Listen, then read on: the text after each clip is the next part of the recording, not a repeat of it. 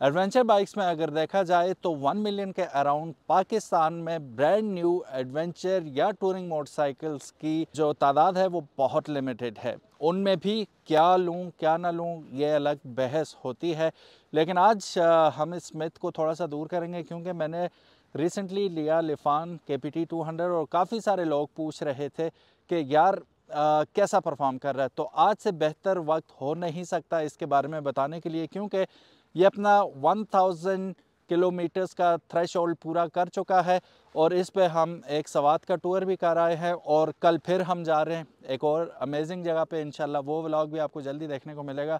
आज की वीडियो में मैं आपको बताऊंगा कि आपके 10,75,000 रुपये इस बाइक पे लगाना जायज़ है नाजायज़ है क्या है, और दूसरा क्या प्रोज हैं क्या कॉन्स हैं इस मोटरसाइकिल के जो 1000 किलोमीटर चलाने के बाद हमें पता चले। जो कहूँगा सच कहूँगा, सच के अलावा कुछ भी नहीं कहूँगा। अगर मैं झूठ बोलूँ इसके बारे में, क्योंकि प्रमोशन तो मैं कर नहीं रहा इसकी, ये मेरे अपने पैसे लगे हुए हैं इस पर, तो अगर मैं झूठ बोलूँ तो अनस की शादी 2 साल मज़ीद लेट हो जाए।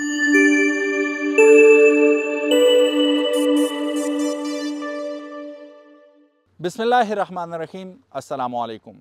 ख्वाजा मोहम्मद उमर, और आपका क्या नाम है ज़रूर बताइएगा, कहाँ से देख रहे हैं। अच्छा, सबसे पहले तो आते हैं हम इस मोटरसाइकिल की जानिब। लिफान KPT 200, इसमें 2 वेरिएंट आते हैं बेसिकली। एक KPR है जो कि रेसिंग के लिए, एक KPT है जो T stands for touring, travel. So यहाँ पे हमने ट्रैवल मोटरसाइकिल या टूरिंग मोटरसाइकिल ऑप्ट किया और ये मेरा ज़िंदगी का पहला मोटरसाइकिल है जो मैंने टूरिंग स्पेसिफिकली इस पर्पज़ के लिए लिया है। I am a late bloomer. बच्चे जो हैं 19 साल के, 20 साल के, वो पूरा पाकिस्तान घुमाए। हम 40 साल की उम्र में आके अभी मोटरसाइकिल लिया और अब एंजॉय करेंगे इंशाल्लाह, लेकिन करेंगे ज़रूर। अच्छा जी, लिए हुए इसे हमें हो गए तकरीबन 1 महीना और रिसेंटली हमने इसका, यहाँ पे अगर आप आएँ तो मैं आपको दिखा पाऊँ, 1093 किलोमीटर ये मोटरसाइकिल ऑलरेडी चल चुका है।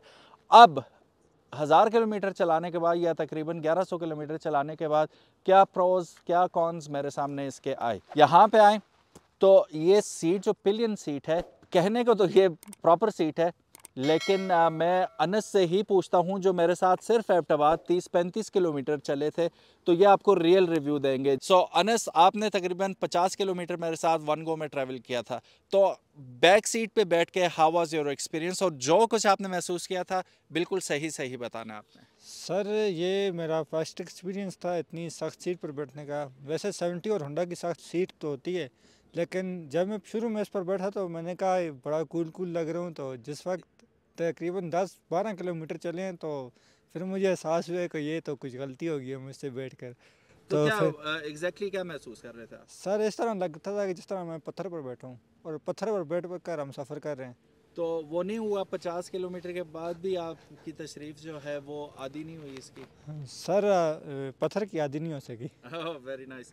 सो मैंने पहले कहा था हम सच सच बताएंगे, तो एक फ्लॉ आपके सामने आ गया कि इसका जो रियर सीट है, ये कहने को तो सीट है शॉर्ट, आप शहर के अंदर पिलियन बैठा के आपने ट्रैवल करना है ठीक है, लेकिन आप इसका साइज़ भी देखें ना तो आपको खुद ही पता चल जाना चाहिए कि this is not meant for long rides.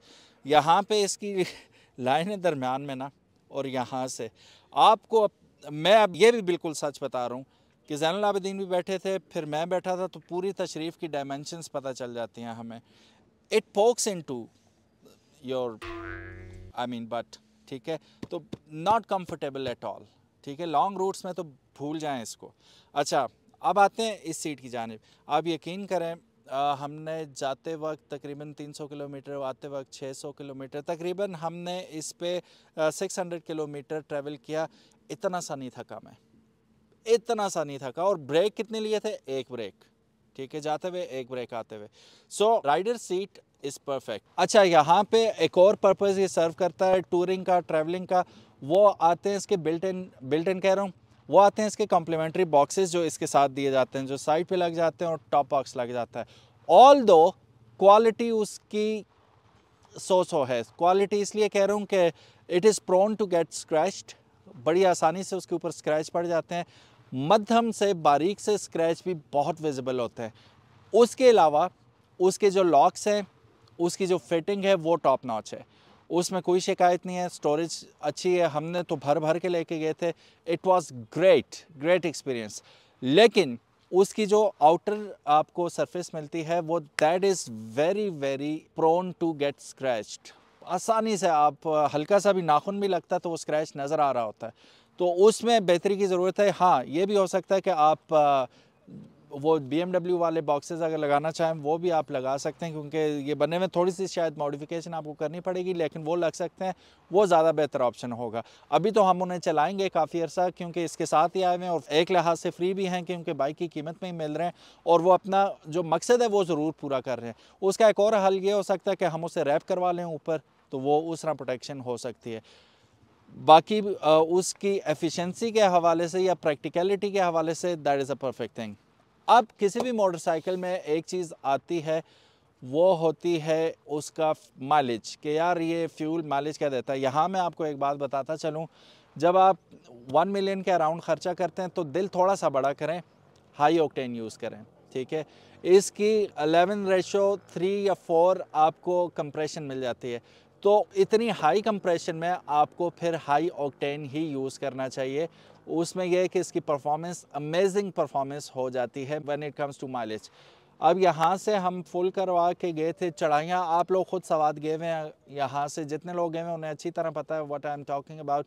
बहुत ऊपर जाके नीचे जाके काफ़ी सारे आपको ऐसी सर्विसेज मिलती हैं, वहाँ पर रियल टेस्ट होता है माइलेज का।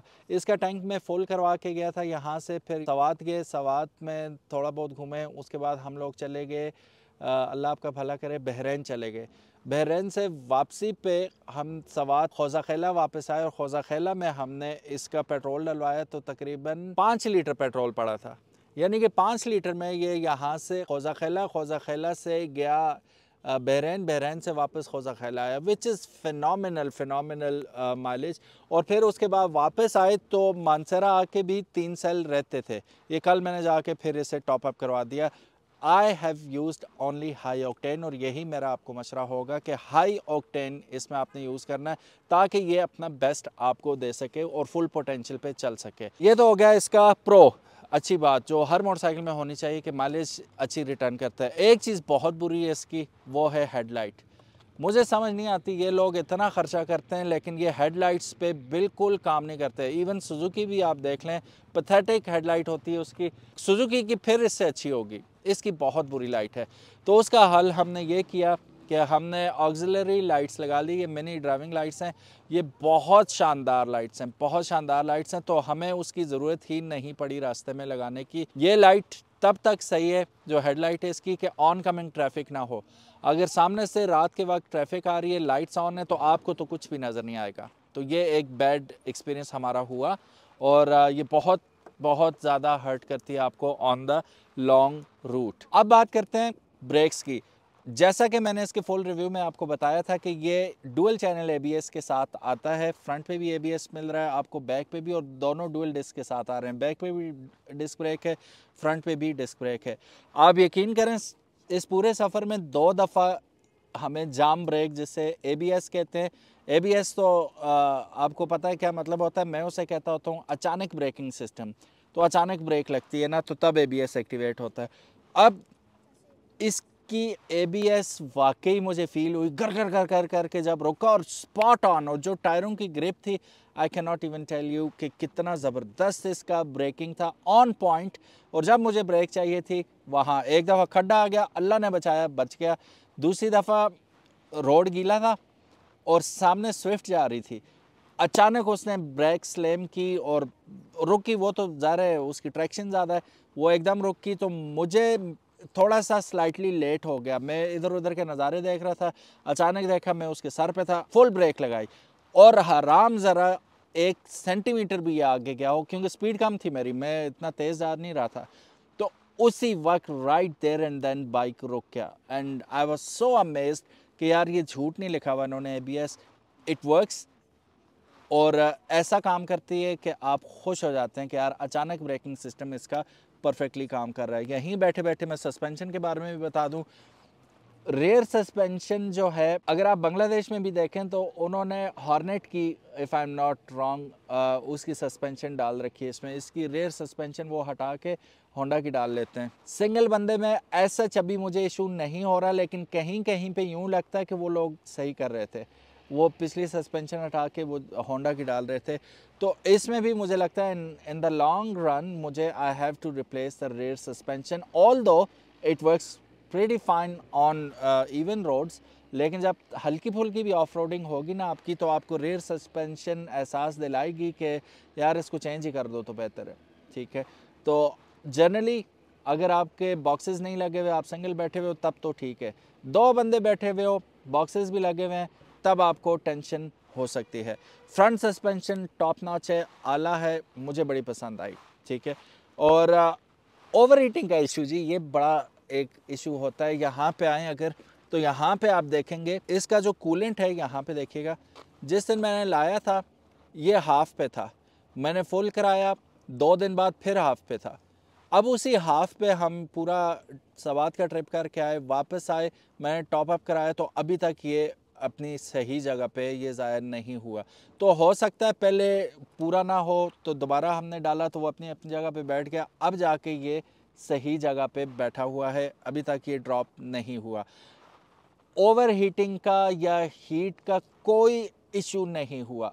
रास्ते में कहीं पे मेरी टांगें नहीं जली, कहीं पे ऐसा नहीं हुआ कि यार ये गलत हो गया, ऐसा कोई एहसास नहीं हुआ। क्योंकि मैंने आपको बताया 7 घंटे का सफ़र था सवात का, तो 7 घंटे में एक ब्रेक ली थी हमने। ठीक है, तो 7 घंटे चलने के बावजूद ये इंजन हीट अप नहीं हुआ। I really love this thing कि यार मज़ा आ गया, चस आ गई। तो कोई इशू इसमें हमें देखने को नहीं मिला। अब एग्जॉस्ट की बात करें तो इसका साउंड नोट इतना मज़े का है कि रास्ते में कहीं पे भी मुझे ये बहुत प्यारी साउंड है। ये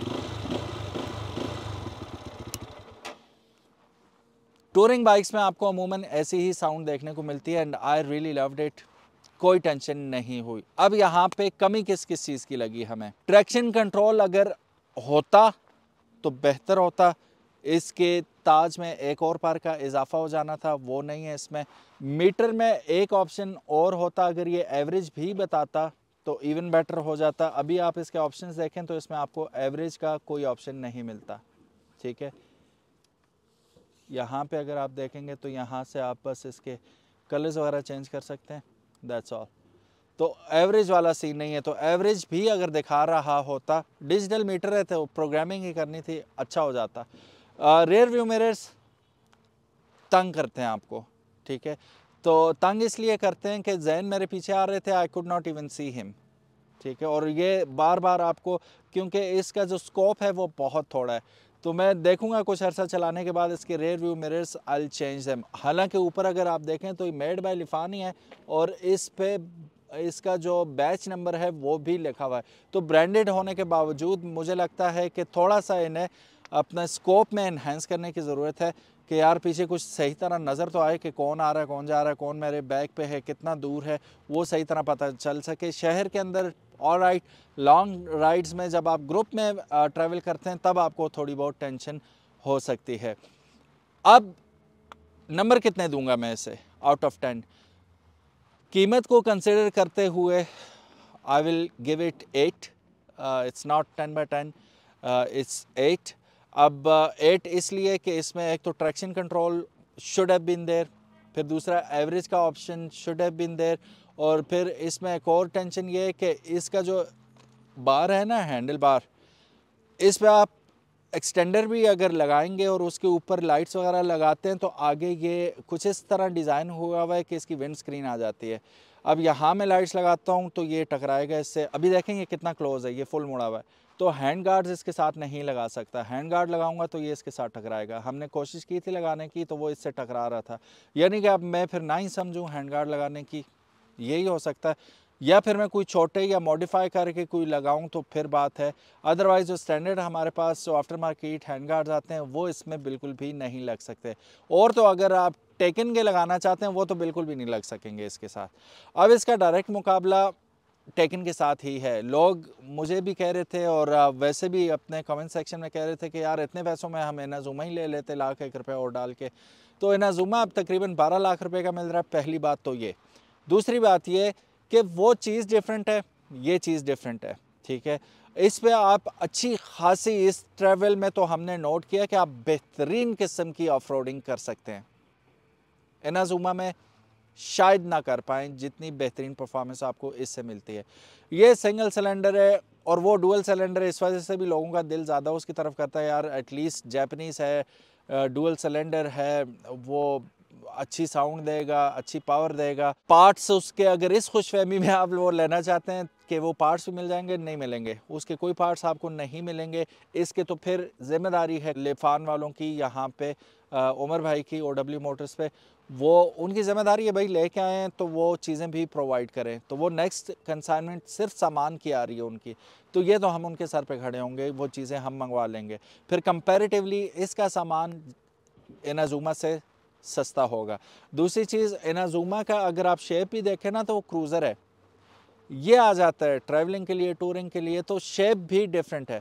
इसके एक सिलेंडर पे ना जाइएगा, 21 horse power more than enough होती है। चढ़ाइयों में मैं दूसरे तीसरे गियर में आराम सुकून से ऐसी कोई ज़बरदस्त चढ़ाई चढ़ रहा था। मेरे पीछे YBR था जिस पे वज़न ही नहीं था, वो YBR बहुत ज़ोर, जहाँ वो पहले दूसरे में जा रहा था, ये चौथे पाँचवें में जा रहा था चढ़ाई में।